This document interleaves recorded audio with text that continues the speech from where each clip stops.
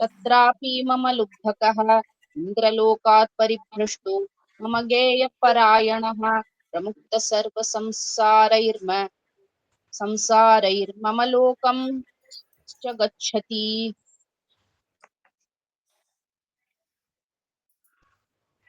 Srimathi G இருக்கீங்களா?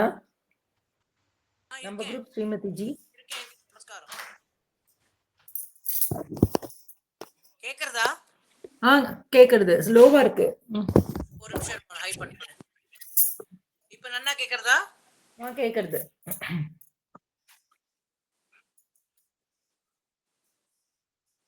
6 சொல்லுங்க ஸ்ரீமதி.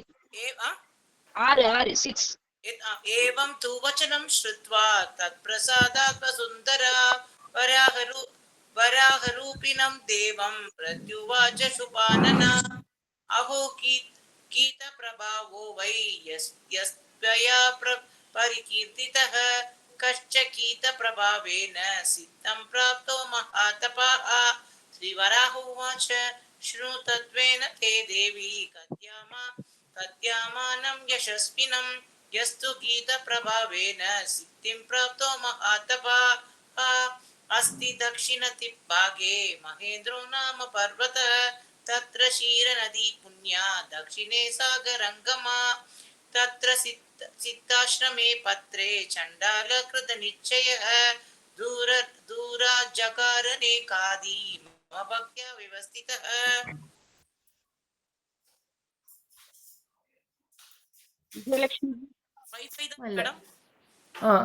एवं तु गायमानस्य गता संवत्सरा दश स्वपाकस्य गुणज्ञस्य मद्भक्तस्य वसुन्धरे कौमुदस्य तु मासस्य द्वादश्यां शुक्लभक्षके शुक्ते जने गते यामे वीणामादाय निर्ययौ ततो वर्त्मनि चण्डालो गृहीतो ब्रह्म रक्षसा अल्पप्राणस्वपाको वै बलवान् ब्रह्म राक्षसः दुःखेन सन्तप्तो न च शक्तो विचेष्टितुम् उवाच वचनं मन्दं मातङ्गो ब्रह्म राक्षसम् गच्छामि सन्तोषयितुमहं जागरणे हरिं कानेन पुण्डरीकाक्षं ब्रह्म राक्षसमुञ्चमाम्. एवमुक्तस्वपाकेन बलवान् ब्रह्म राक्षसः अमर्षवशमापन्नो न च किञ्चित् तम् अब्रवीत् आत्मानं प्रतिधावन्तं चण्डालो ब्रह्म राक्षसं किं त्वया चेष्टितव्यं मे य एवं परिधावसि स्वपाकवचनं श्रुत्वा ततो वै ब्रह्म राक्षसः उवाच वचनं घोरं मानुषाहारलोलुपः अद्य मे दशरात्रं वै निराहारस्य गच्छतः धात्रा त्वं विहितो मह्यम् आहारः परितो मम अद्य त्वां भक्षयिष्यामि सवसामां सशोणितं तर्पयित्वा यथा न्यायं यास्यामि च यथेप्सितम्. भूमाजी. ब्रह्मरक्षो वसश्रुत्वा स्वभागो गीतलालसः राक्षसं चण्डयामास मम भक्त्या व्यवस्थितः शृणु तत्त्वं महाभाग भक्ष्यो समुपागतः अवश्यमेतत् कर्तव्यं दात्रा तत्त्वं यथा तव पश्चाद्घातसि मां रक्षो जागरे विनिवर्तिते विष्णो सन्तोषणार्थाय ममैतत् व्रतमुत्तमं रक्ष मां व्रतभङ्गात् त्वयि देवं नारायणं प्रति जागरे विनिवृत्ते तु मां पक्ष्य यथेप्सितं स्वभागस्य वच श्रुत्वा ब्रह्मराक्षस श्रुतार्तितम् उवाच मधुरं वाक्यं स्वभागं तदनन्दरम् मोघं पाशसि सण्टाल पुनरेष्याम्यहं त्विति को हि रक्षो मुखात् पृष्टस्तन्मुखायापि वर्तते बहवः सन्ति बन्धानो तेषाश्च बहवस्तथा आत्मदेशं परित्यज्य परेषां गन्तुमिच्छसि स्वशरीरविनाशाय नाचागच्छति कश्चन रक्षो मुखविपृष्टः पुनरागन्तुमिच्छसि राक्षसस्य वशस्तृत्वा चण्डालो संसृतम् उवाच मधुरं वाक्यं राक्षसं पिशितासनम् यद्यप्यहं हि चण्डाल पूर्वकर्म विदूषितः प्राप्तोऽहं मानुषं भावं विदितेनान्तरात्मना शृणु तत्समयं रक्षो येनागच्छाम्यहं पुनः पुराजागरणं कृत्वा लोकनाथस्य तृप्तये सत्यमूलं जगत्सर्वं लोकः सत्ये प्रतिष्ठितः नाहं मिथ्या प्रवक्ष्यामि सत्यमेव वदाम्यहम् अद्य मे समयस्तत्र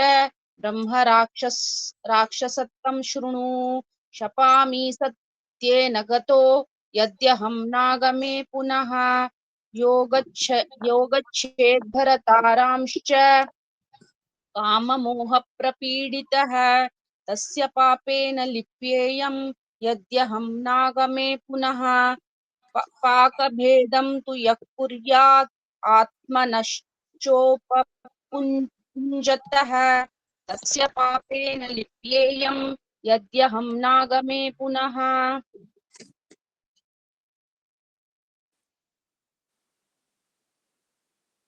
श्रीमती दाने श्रीमती जी तत्वा वै भूमिदानं तु पुनराचिन्त्यः तस्य पापेन लिप्येयं यद्यहं नागमे पुनः श्रियं भुक्त्वा रूपवतीं पुनर्यस्तां विनिन्दति तस्य पापेन लिप्येयं यद्यहं नागमे पुनः व्योमवस्यां विशालाक्षी श्रद्धं कृत्वा स्त्रियं व्रजेत् तस्य पापेन लिप्येयं यद्यहं नागमे पुनः भुक्त्वा परस्य चान्नाति यस्तं निन्दी निरकृणः तस्य पापेन लिप्येयं यद्यहं नागमे पुनः यस्तु कन्यां ततामीति पुनस्तां न प्रयच्छति तस्य पापेन लिप्येयं यद्यहं नागमे पुनः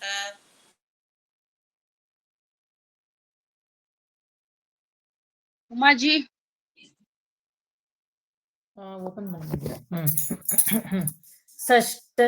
षष्ट्योम् अमावास्या चतुर्दश्योश्च नित्यशः अस्नातानां गतिं गच्छे यद्यहं नागमे पुनः दास्यामीति प्रतिश्रुत्य न च यस्तत् प्रयच्छति गतिं तस्य प्रपद्ये वै यद्यहं नागमे पुनः मित्रभार्यां तु यो गच्छेत कामबाणवसानुगः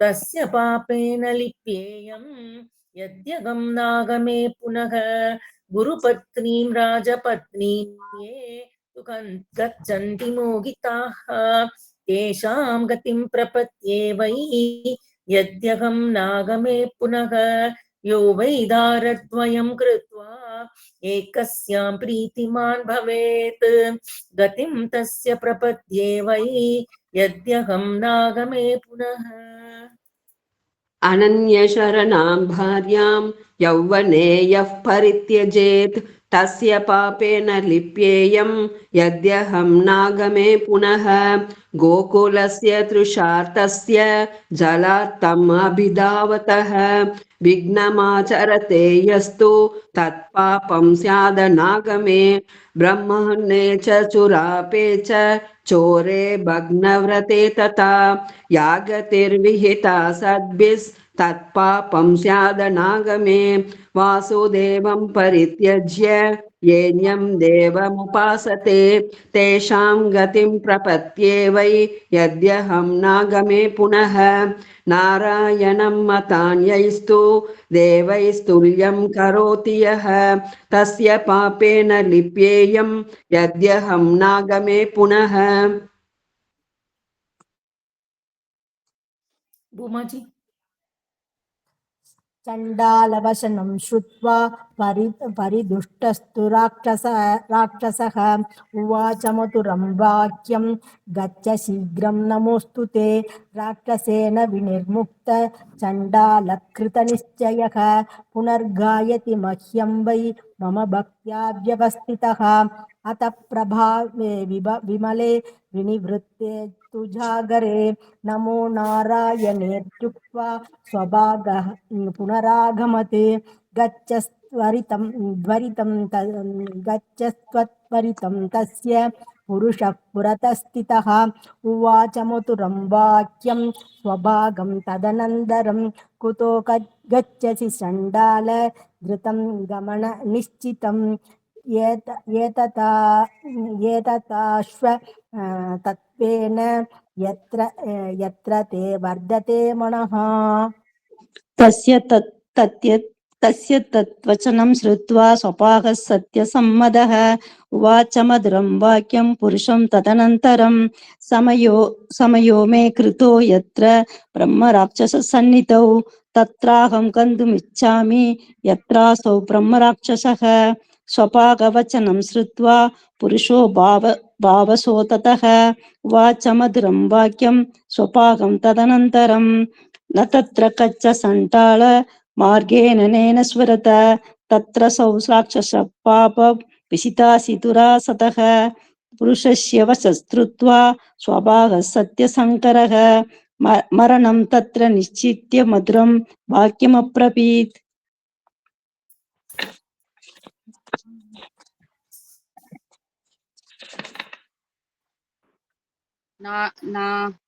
नाहमेवं करिष्यामि यन्मां त्वं परिपृच्छसि अहं सत्ये प्रवृत्तो वै शीलं सत्ये प्रतिष्ठितम्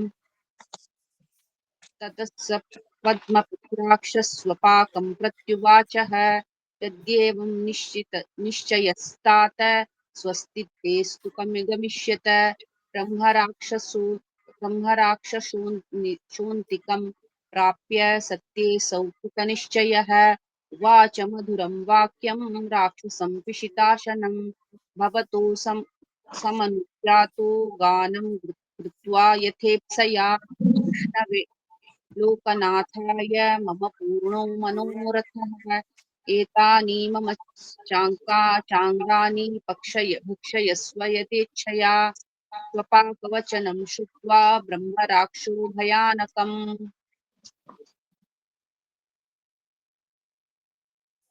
श्रीमती जी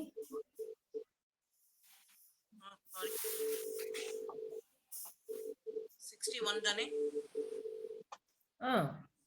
66 65 66 उवाच थैंक यू उवाच मधुरं वाक्यं श्वभागं संचितवृतं त्वमद्यरात्रौ चण्डाल विष्णोर्जागरणं प्रति फलं गीतस्य मे देहि जीवितं यदि चेचसि ब्रह्मरक्षो वच श्रुत्वा श्वभागः पुनरब्रवीत् यद्वया पाशितं पूर्वं मया सत्यं च यत्कृतं पक्षयस्व यथेच्छं त्वां सत्यां गीतफलं न तु चण्डालस्य वचं श्रुत्वा हेतु यत्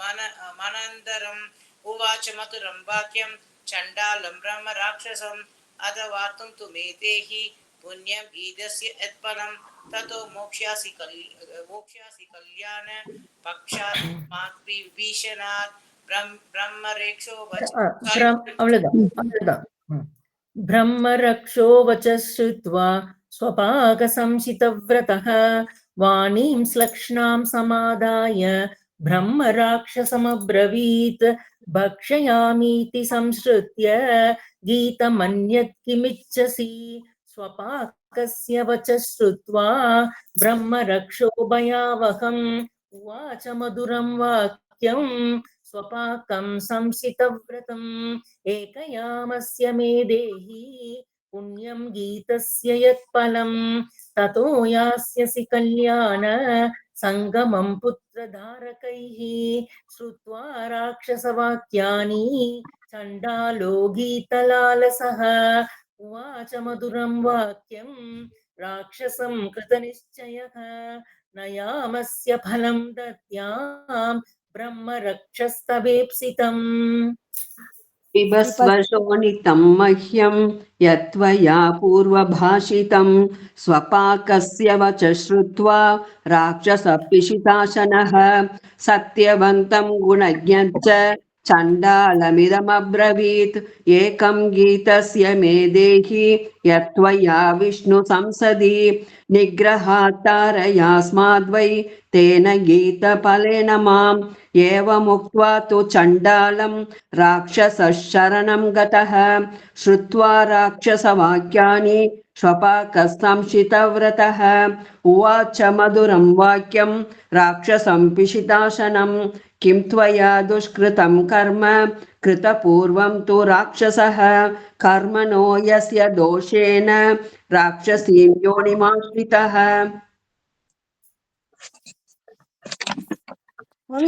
நானாம்மா நான் தானே இப்ப சேவிக்கணும்.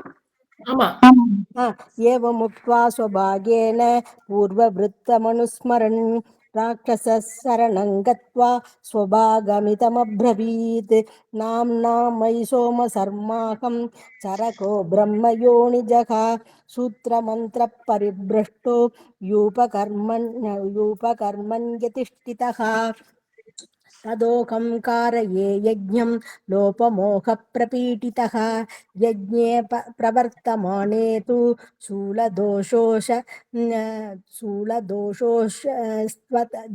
स्वजायते अतः पञ्चमरात्रे तु असमाप्ते कृतावहम् अकृत्वा विमलं कर्म ततः पञ्चत्वमागतः तस्य यज्ञस्य दोषेण मातङ्गः शृणुयन्मम जातोऽस्मि रक्षसस्तत्र ब्रह्मणो ब्रह्मराक्षसः एवं तु यज्ञदोषेण बहुप्राप्तमिदं मम इत्युक्त्वा तु तथा रक्षहि स्वपाकं शरणं कथं ब्रह्मराक्षसो वच श्रुत्वा स्वपाकः संस्थितव्रतः पाडमित्यब्रवीद्वाक्यं ब्रह्मराक्षसोत्थितः यन्मया पश्चिमं गीतं स्वरं कैशिकमुत्तमं फलेन तस्य भद्रं ते मोक्षयिष्यामि किल्पिषात् श्रीवराह उवाच यस्तु गायति भक्त्या वै कैशिकं मम संसति सदारयति दुर्गाणि स्वपाहो राक्षसं यथा एवं तत्र वरं गृह्य राक्षसो ब्रह्म संस्थितः जातस्तु विमले वंशे मम लोकं च गच्छति ரெண்டி முடிச்சிட்டுங்கம்மா முடிச்சிருங்க सुभागश्चापि शुश्रोणि मम चैवो बहायः कृत्वा तु विपुलं कर्म स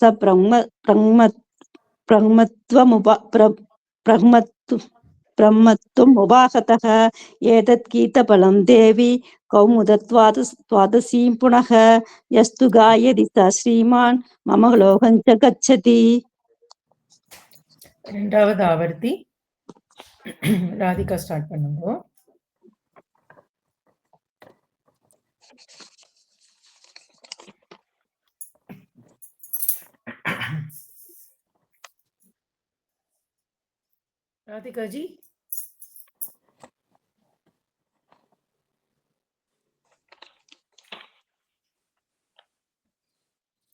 राधिका जी म्यूट இருக்கேள் ओ सारी नमस्ते स्वराहाय लीलयोद्धरते महीम् पुरमद्य गतो यस्य मेरुगणगणायते प्रलयोदन्वतुत्कीर्णं प्रपद्येऽहं वसुन्धराम् महावराहदंष्ट्राग्र मल्लिकोशमधुव्रतां श्रीवराह उवाच इति नास्वर्णमा 5 சொல்லிடுங்க ஃபர்ஸ்ட் 5 सरि जागरेतु विशालाक्षी जानतो वाप्यजानतः यो मे प्रकायते गेयं मम भक्त्या व्यवस्थितः यावन्ति त्वक्षराण्यस्य गीयमाने यशस्विनी तावद् वर्षसहस्राणि स्वर्गलोके महीयते रूपवान् गुणवान् शुद्धः सर्वधर्मभृताम्बरः नित्यं पश्यति वैशक्रं वज्रहस्तं न संशयः मद्भक्तश्चापि जायेत कपते स्थितः सर्वधर्मगुणश्रेष्ठ तत्रापि मम लुब्धकः इन्द्रलोकात् परिभ्रष्टो मम गेयपरायणः प्रमुक्त संसारैर्मम लोकं च गच्छति।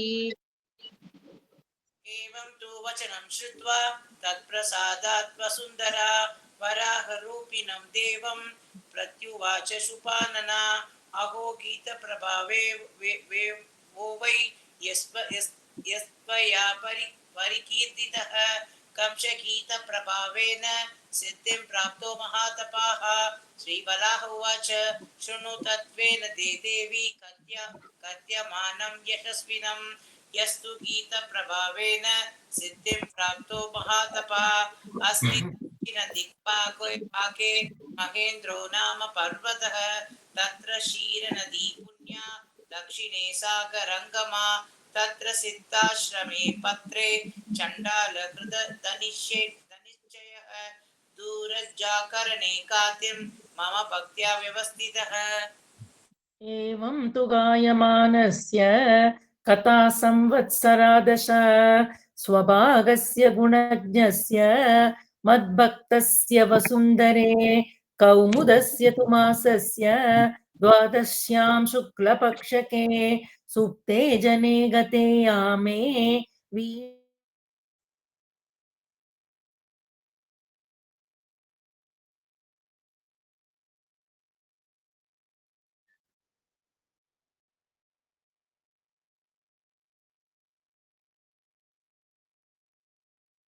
உமாஜி கேட்கல.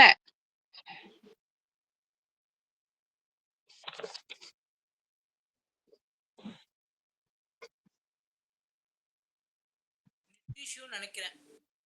விஜயலட்சுமி ஜி நீங்க பண்ணுங்க, கண்டினியூ. 11 சேவிச்சிடலாமா? ஆமாம்மா, அவங்க சேவிக்க ஆரம்பிச்சு சேவிச்சுங்க. एवं तु गायमानस्य गता संवत्सरा दशा स्वपाकस्य गुणज्ञस्य मद्भक्तस्य वसुन्धरे कौमुदस्य तु मासस्य द्वादश्यां शुक्लपक्षके सुप्ते जने गते यामे वीणामादाय निर्ययौ ततो वत्मनि चण्डालो गृहीतो ब्रह्मरक्षसा अल्पप्राणस्वपाको वै बलवान् ब्रह्मराक्षसः दुःखेन स तु सन्तोप्तो न च शक्तो विचेष्टितुम् उवाच वचनं मन्दं मातङ्गो ब्रह्मराक्षसं गच्छामि सन्तोषयितुमहं जागरणे हरिं गानेन पुण्डरीकाक्षं ब्रह्मराक्षसमुञ्च माम्.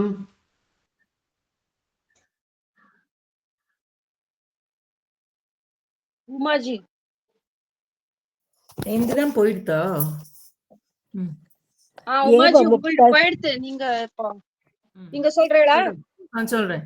ஏவ முக்த ஸ்வபாகேன பலவான் பிரம்ம ராட்சசः அமர்ஷவ சமாபன்னோ ந ச கிஞ்சித்தம் அப்ரவீத் ஆத்மானம் பிரதிதாவந்தம் சண்டால பிரம்ம ராட்சசம் किं त्वया चेष्टितव्यं मे य एवं परिधावसि स्वपाकवचनं श्रुत्वा ततो वै ब्रह्मराक्षसः उवाच वचनं घोरं मानुषाहारलोलुपः अद्य मे दशरात्रं वै निराहारस्य गच्छतः धात्रा त्वं विहितो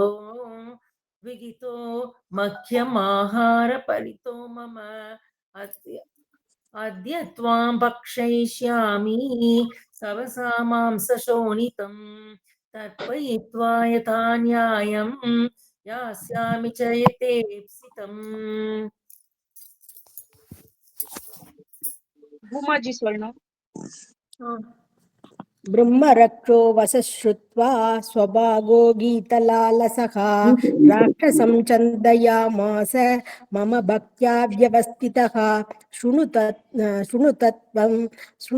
त्वं महाभाग भक्ष्योऽहं समुपागतः अवश्यमेतत् कर्तव्यं दात्रा तत्तं यथा तव पश्चात् घातसि मां रक्षो झाकरे विनिवर्तिते विष्णोत्सन्तोषणार्थाय ममैतत् व्रतमुत्तमं रक्ष मां व्रतभङ्गात् त्वयि देवं नारायणं प्रति जागरे विनिवृत्ते तु मां पक्ष्ययते स्थितं स्वभागस्य वचः श्रुत्वा ब्रह्मराक्षत सुतार्तितम् उवाच मधुरं वाक्यं स्वभागं तदनन्तरम् मोहं भाषसि सण्टाल पुनरेष्याम्यहं त्विति को हि रक्षो मुखात् पृष्टस्तन्मुखायापि वर्तते बहवः सन्ति बन्धानो देशाश्च बहवस्तथा आत्मदेशं परित्यज्य परेषां गन्तुमिच्छसि स्वशरीरविनाशाय न चागच्छति कश्चन रक्षो मुखविपृष्ट पुनरागन्तुमिच्छसि राक्षसस्य वचस्तृत्वा चण्डालो धर्मसंस्कृतम् उवाच मधुरं वाक्यं राक्षसं पिशितासनं यद्यप्यहं हि चण्डाल पूर्वकर्मविदूषितः प्राप्तोऽहं मानुषं भावं विदितेनान्तरात्मना शृणु तत्समयं रक्षो येनागच्छाम्यहं पुनः दूराजागरणं कृत्वा लोकनाथस्य तृप्तये सत्यमूलं जगत् सर्वं लोकः सत्ये प्रतिष्ठितः नाहं मिथ्या प्रवक्ष्यामि सत्यमेव वदाम्यहम् अद्य मे समयस्तत्र ब्रह्मराक्षसतं शृणु शपामि सत्येन गतो यद्यहं नागमे पुनः योगच्छेद् भरतारांश्च काममोहप्रपीडितः तस्य पापेन लिप्येयं यद्यहं नागमे पुनः पाकभेदं तु यः कुर्यात्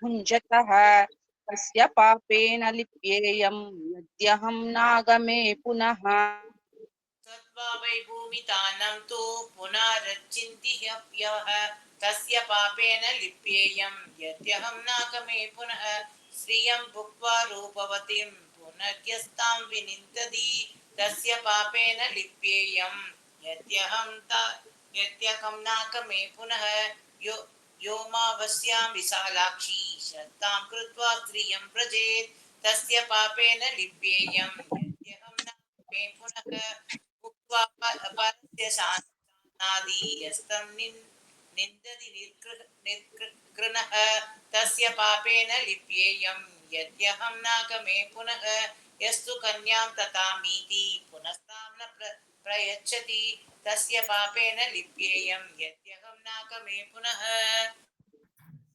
षष्ट्यष्टं योरमावास्या चतुर्दश्योश्च नित्यशः अस्नातानां गतिं गच्छे यद्यहं नागमे पुनः दास्यामीति प्रतिश्रुत्य न च यस्तत्प्रयच्छति गतिं तस्य प्रपद्ये वै यद्यहं नागमे पुनः मित्रभार्यां तु यो गच्छेत् कामभानवसानुकः तस्य पापेन लिप्येयं यद्यहं नागमे पुनः गुरुपत्नीं राजपत्नीं ये तु गच्छन्ति मोहिताः तेषां गतिं प्रपद्ये वै यद्यहं नागमे पुनः यो वै धारद्वयं कृत्वा एकस्यां प्रीतिमान् भवेत् गतिं तस्य प्रपद्ये वै यद्यहं नागमे पुनः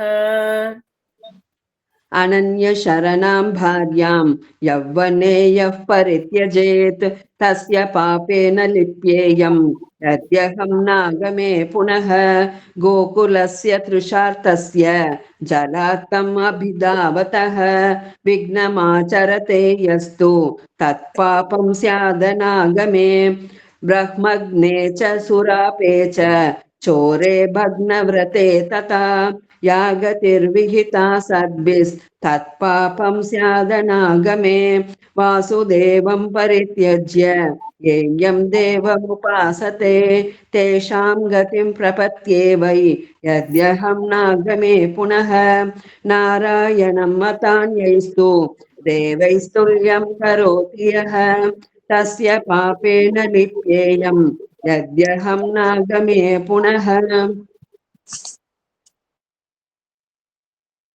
उमाजी चण्डालवचनं श्रुत्वा परिदुष्टस्तु राक्षसः उवाच मधुरं वाक्यं गच्छ शीघ्रं नमोऽस्तु ते राक्षसेन विनिर्मुक्तश्चण्डालकृतनिश्चयः पुनर्गायति मह्यं वै मम भक्त्या व्यवस्थितः अत प्रभाते विमले विनिवृत्ते तु जागरे नमो नारायणेत्युक्त्वा स्वभागः पुनरागमत् गच्छ त्वरितं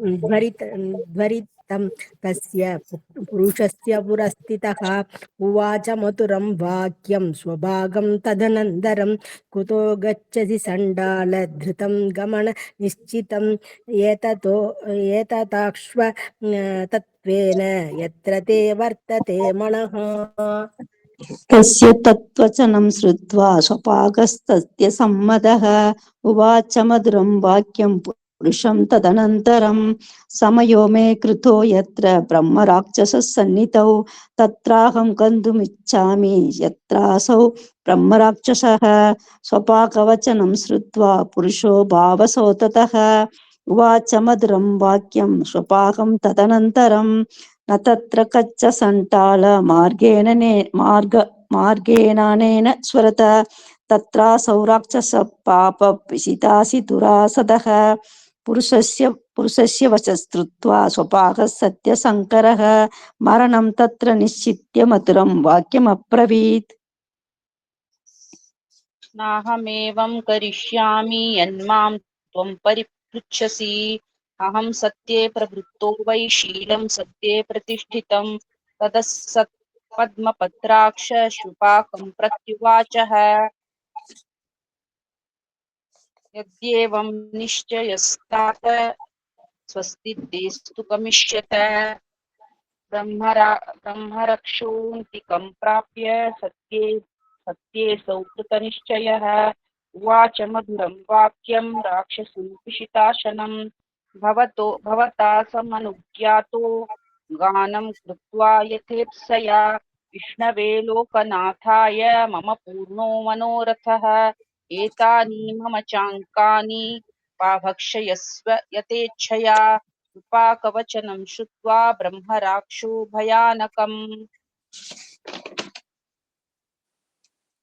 नाहमेवं करिष्यामि यन्मां त्वं परिपृच्छसि श्रीमती जी 6 oh sorry 66 okay correct त्वमद्य रात्रौ चण्डाल विष्णोर्जागरणं प्रति बलं कीतस्य मे देहि जीवितं यदि चेत అమ్మ ఉవాచ మధురం వాక్యం మా ఉవాచ మధురం వాక్యం స్వభాగం అది sorry उवाच मधुरं वाक्यं स्वभागं संक्षिप्तं व्रतं त्वमद्य रात्रौ चण्डाल विष्णोर्जागरणं प्रति बलं कीतस्य मे देहि जीवितं यदि चेचसि ब्रह्मरक्षो वच श्रुत्वा स्वभाग पुनरब्रवीत् यद्वया भाषितं पूर्वं मया सत्यं च यत्कृतं पश्यस्व यथेच्छं मां तत्यां गीतफलं न तु चण्डालस्य वचं श्रुत्वा हेतुयुक्तमनन्तरम् उवाच मधुरं वाक्यं चण्डालं ब्रह्मराक्षसः अदवार्तं तु मे देहि पुण्यं गीतस्य यत्फलं ततो मोक्ष्यामि कल्याण पक्षादस्मात् विभीषणात् सारी and thank you. ब्रह्मरक्षो वच श्रुत्वा स्वपाकः संशितव्रतः वाणीं श्लक्षणां समादाय ब्रह्मराक्षसमब्रवीत् भक्षयामीति संश्रुत्य गीतमन्यत् किमिच्छसि श्वपाकस्य वचः श्रुत्वा ब्रह्मरक्षो भयावहम् उवाच मधुरं वाक्यं श्वपाकं शंसितव्रतम् एकयामस्य मे देहि पुण्यं गीतस्य यत्फलं ततो यास्यसि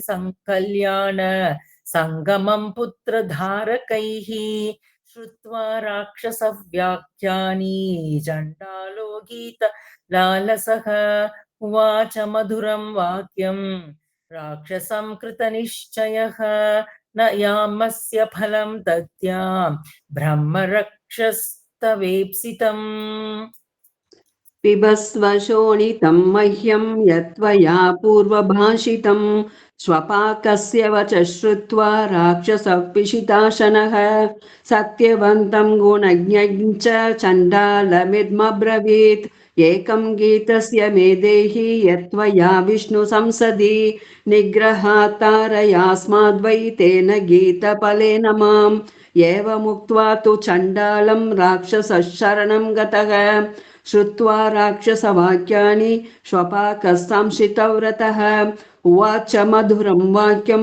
राक्षसं पिशिताशनं किं त्वया दुष्कृतं कर्म कृतपूर्वं तु राक्षसः कर्माणो यस्य दोषेण राक्षसीं योनिमाश्रितः। उमाजी भूमाजी एवमुक्तस्वभागेन पूर्ववृत्तमनुस्मरन् राक्षसः शरणं गत्वा स्वभागमितमब्रवीत् नाम्ना वै सोमसर्माकं सरको ब्रह्मयोनिजः शूद्रमन्तः परिभ्रष्टो यूपकर्मण्यति यति यति यूपकर्मण्यति स्थितः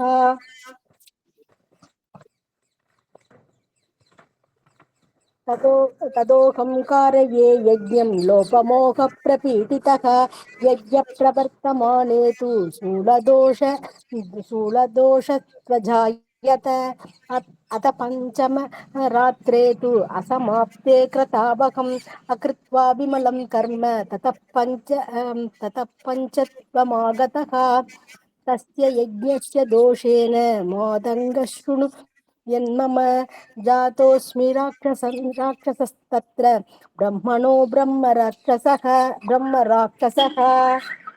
एवं तु यज्ञदोषेण बभु प्राप्तमिदं मम इत्युक्त्वा तु तथा रक्षः स्वपाकं शरणं गतं ब्रह्मरक्षो वशश्रुत्वा स्वपाकः संसितव्रतः पाडमित्यब्रवीद्वाक्यं ब्रह्मराक्षससोदितः यन्मया पश्चिमं गीतं स्वरं कैशिहमुत्तमं फलेन तस्य भद्रं ते मोक्षयिष्यामि किल्पिषात् श्रीवराह उवाच यस्तु गायति भक्त्या वै कैशिकं मम संसति तत् सदारयति दुर्गाणि स्वपाको राक्षसं यथा एवं तत्र वरं गृह्य राक्षसो ब्रह्म संस्थितः जातस्तु विमले वंशे मम लोकं च गच्छति स्वपाकश्चापि शुश्रोणि मम चैवो बहायः कृत्वा तु विपुलं कर्म स ब्रह्मत्वम् उपागतः एतत् गीतफलं देवी कौमुदत्वादशीं पुनः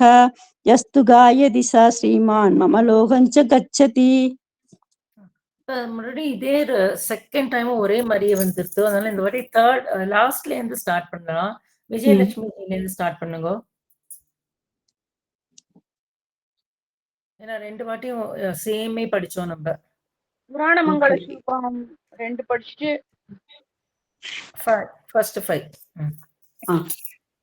नमस्तेस्तु वराहाय लीलयोदरते महीं कुरमद्य गतो यस्य मेरुः कनकनायते प्रलयोदन्वदुत्तीर्णां प्रपत्त्येऽहं वसुन्धरां महावराहदंश्राग्र मल्लीकोशमधुव्रतां श्रीवराह उवाच जागरे तु विशालाक्षी जानतो वाप्यजानतः यो मे प्रगायते गेयं मम भक्त्या व्यवस्थितः यावन्ति त्वक्षरानस्य गीयमाने यशस्विनी तावद्वर्षसहस्राणि स्वर्गलोके महीयते रूपवान् गुणवान् शुद्धः सर्वधर्मभृताम्बरः नित्यं पश्यति वैशक्रं वज्रहस्तं न संशयः मद्भक्तश्चापि जायेत इन्द्रेणैकपदे स्थितः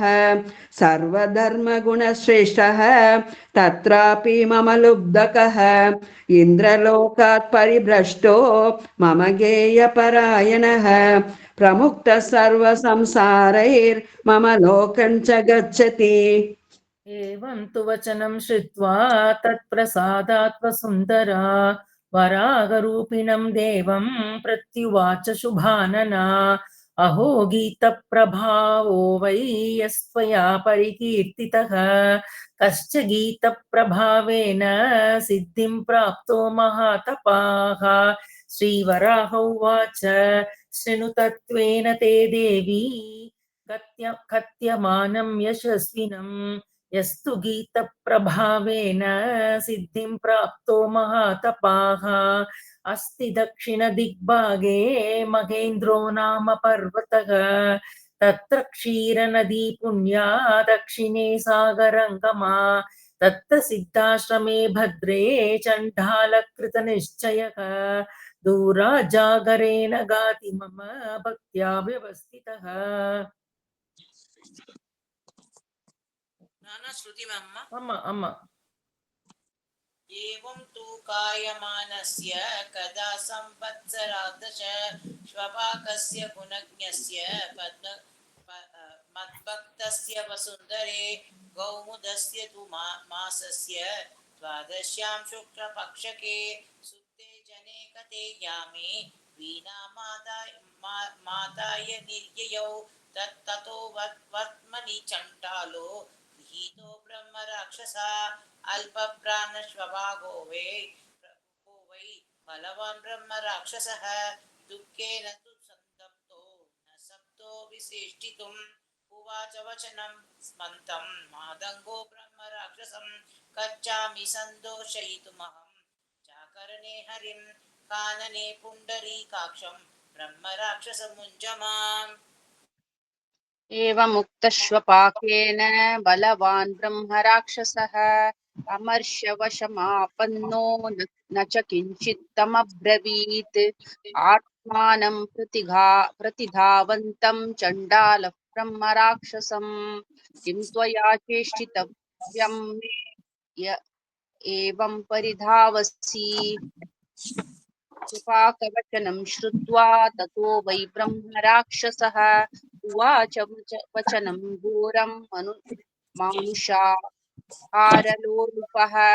अद्य मे दशरात्रं वै निराहारस्य गच्छतः धात्रा त्वं विहितो मह्यम् आहारः परितो मम अद्य त्वां भक्षयिष्यामि सवसां मांसशोणितं तर्पयित्वा यथा न्यायं यास्यामि च यथेप्सितम्।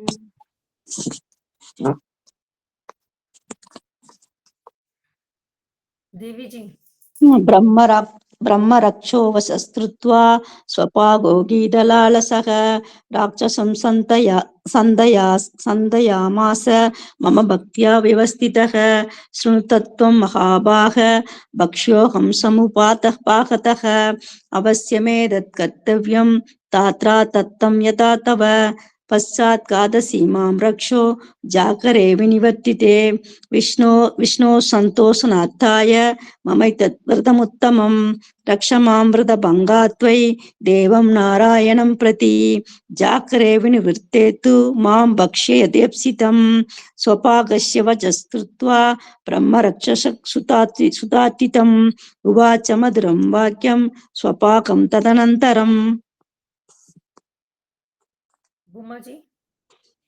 मोगं वा पाशसि सण्डाल पुनरेष्याम्यहं द्विती गोहि रक्षो मुखात् भ्रष्टस्नमो तन्मुखायापि वर्धते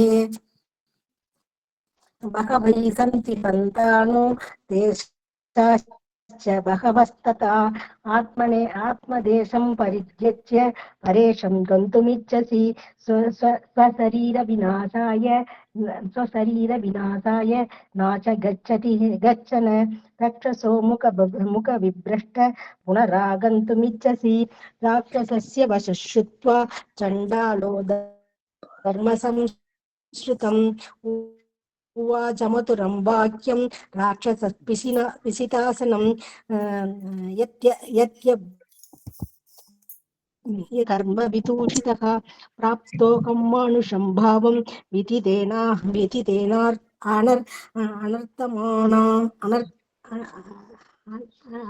अंतरात्मना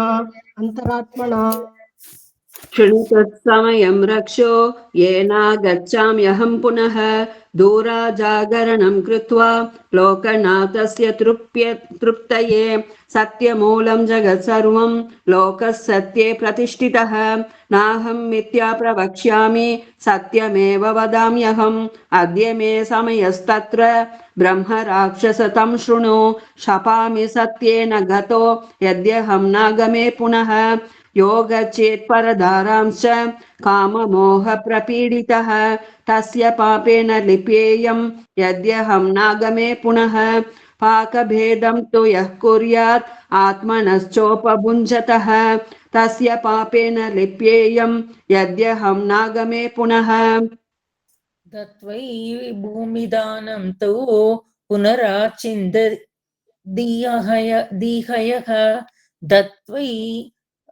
दत्वा वै भूमिदानं तु पुनराचिन्दतीयः तस्य पापेन लिप्येयं यद्यहं नागमे पुनः स्त्रियं भुक्त्वा रूपवतीं पुनर्यस्तां विनिन्दति तस्य पापेन लिप्येयं यद्यहं नागमे पुनः योमावास्यां विशालाक्षी श्राद्धं कृत्वा स्त्रियं व्रजेत् तस्य पापेन लिप्येयं यद्यहं नागमे पुनः भुक्त्वा परस्य शानानि यस्तं निन्दति निर्घृणः तस्य पापेन लिप्येयं यद्यहं नागमे पुनः यस्तु कन्यां दधामीति पुनस्तां न प्रयच्छति तस्य पापेन लिप्येयं मध्यहं नागमे पुनः।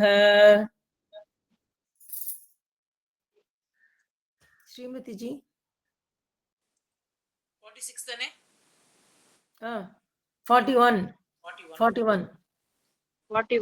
षष्ठयष्ट्योरमावास्य चतुर्थ्यो च नित्यशः अस्नातनं कतिं कच्चे यद्यहं नागमे पुनः दास्यामीति प्रतिश्रुत्य न च यस्तत् प्रयच्छति कतिं तस्य प्रपद्ये वै यद्यहं नागमे पुनः मित्रभार्यां तु यो गच्छेत् कामभानवशानुगः तस्य पापेन लिप्येयं यद्यहं नाहमे पुनः गुरुपत्नीं राजपत्नीं ये गच्छन्ति मोहिताः तेषां कतिं प्रपद्ये वै यद्यहं नागमे पुनः यो वै तारद्वयं कृत्वा एकस्यां प्रीतिमान् भवेत् कतिं तस्य प्रपद्ये वै यद्यहं नागमे पुनः शरणां भार्यां यौवने यः पश्येत् तस्य पापे लिप्येयं यद्यहं नागमे पुनः गोकुलस्य दृशात् तस्य जलार्थम् अभिधावतः विघ्नमाचरते यस्तु तत्पापं स्यात्नागमे ब्रह्मग्ने च सुरापे च चोरे भग्नव्रते तथा यावतीर्विहिता सद्भिता तत्पापं स्यात्नाग्ने वासुदेवं परित्यज्य ये अन्यं देवम् उपासते येषां गतिं प्रपद्ये वै यद्यनागमे पुनः नारायणमहादेवो देवैस्तुल्यं करोति यः तस्य पापेन लिप्येयं यदि नागमे पुनः.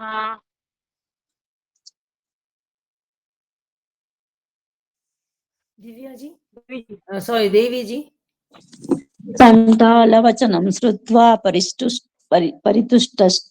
परितुष्टस्तु राक्षसः उवाच मधुरं वाक्यं गच्छ शीघ्रं नमोऽस्तु ते. राक्षसेन विनिर्मुक्तः चण्डालकृतनिश्चयः पुनर्गायति मह्यं वै मम भक्त्या व्यवस्थितः. अधप्रपादे विमले विनिवृत्ते तु जाकरे नमो नारायणेत्युक्त्वा स्वपाकः पुनरागमत्. कच्चतस्त्वरितं तस्य पुरुषः पुरतस्थितः उवाच मधुरं वाक्यं स्वपाकं तदनन्तरं कुतो गच्छसि चण्डाल द्रुतं गमननिश्चितम् एतथा चक्ष्व तत्त्वेन यत्र ते वर्तते मनः. उमा जी.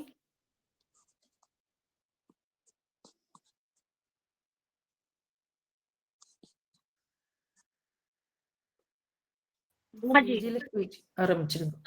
56.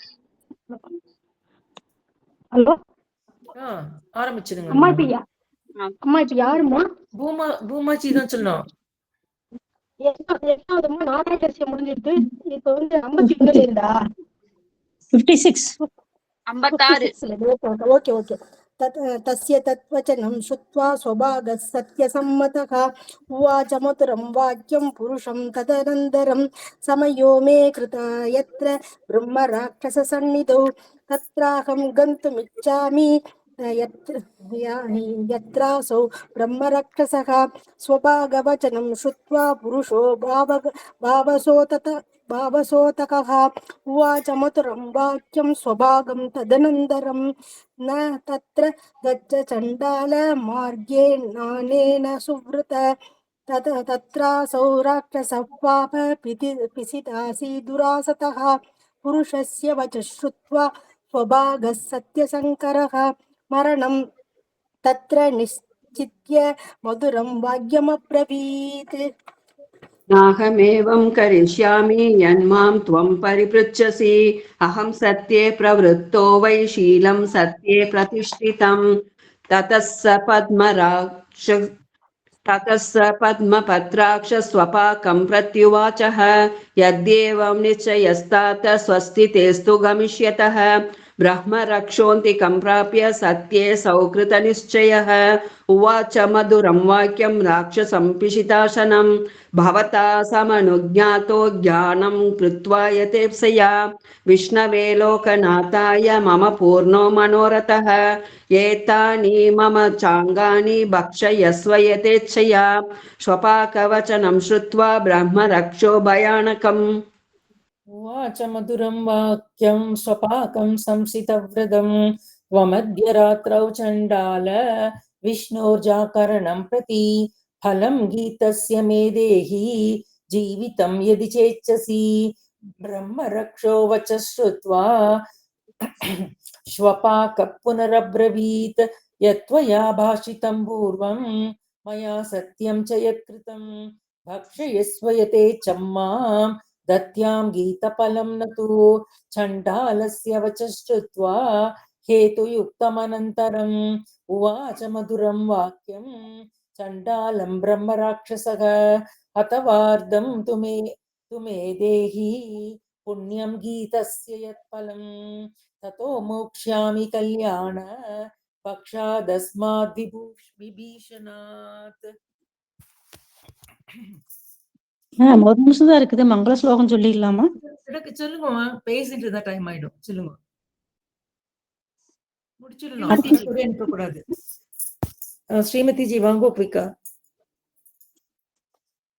ஸ்ரீமதி ஜி மங்களம் என்கிட்ட இல்லையே. இல்லம்மா, இன்னும் இல்ல, முடிக்கல. 71 மங்களம் கொஞ்சம் பயந்துட்டு. இல்ல ब्रह्मराक्षो वचः श्रुत्वा स्वभागसंशितव्रतः पाणिं श्लक्षणं समादाय ओढाद ब्रह्म राक्षस समब्रवीत् पश्यामिति संश्यच्छं संश्रुत्य गीतमन्यत् किमिच्छसि स्वभागस्य वचः श्रुत्वा ब्रह्म राक्षोभयावहम् उवाच मधुरं वाक्यं स्वभागं संशितव्रतम् एकयामस्य मे देहि पुण्यं गीतस्य यत्परं ततो यास्यसि कल्याण संगमं पुत्रात्रकैः श्रुत्वा राक्षसवाक्यानि चण्डलो गीतलालसः उवाच मधुरं वाक्यं राक्षसं कृतनिश्चयः नायामस्य बलं तत्यां ब्रह्म रक्षसभेप्सितम् पिबत्वशोणितं मह्यं यत्त्वया पूर्वभाषितं शुभागस्य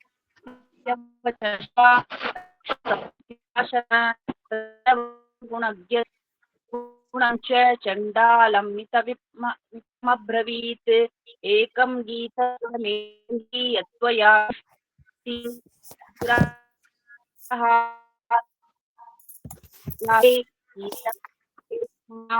एवमुक्त्वा तु चण्डालं राक्षसं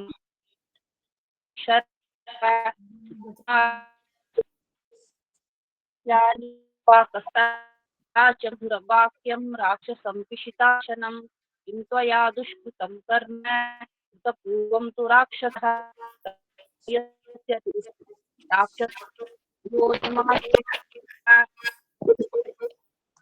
देवीजी एवमुक्त स्वपाकेन पूर्ववृत्तमनुस्मरन् राक्षसः शरणं गत्वा स्वपाकमिदमब्रवीत् नाम्ना वै सोमशर्माकं सरगो ब्रह्मयो निजः सूत्रमन्त्रपरिपृष्टो यूपकर्मण्यधिष्ठितः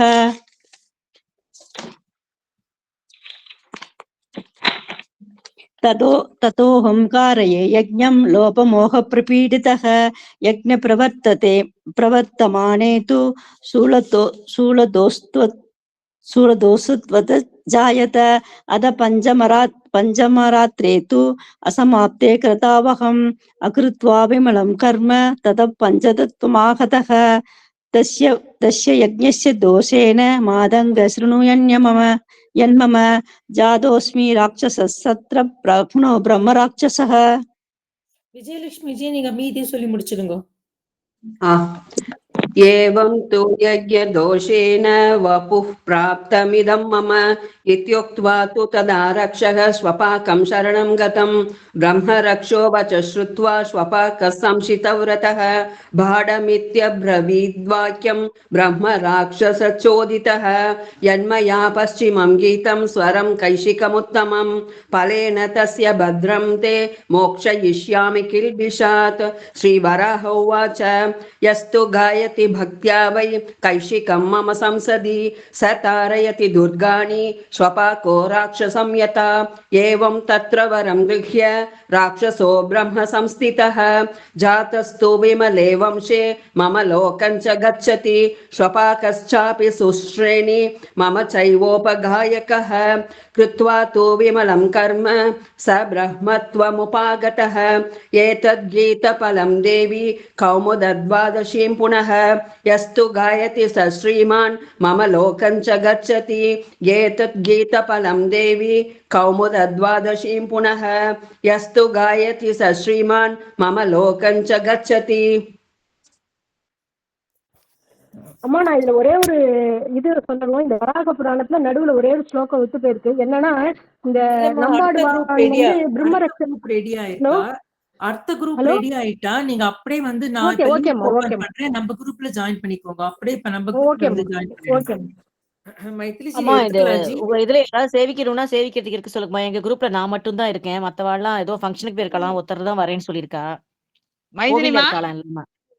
அடியன்மா வேதம்மா வந்துட்டீங்க. சரிம்மா. உமாமா ஏதாவது சேவிக்கணும்னு இருந்தாக்கா அவளை பிரியப்பட்டா இருக்க சொல்லுங்கம்மா. யாரு இருக்கீங்களோ இருக்கலாம் அவளுக்கு ஹெல்ப் பண்றதுக்கு கூட.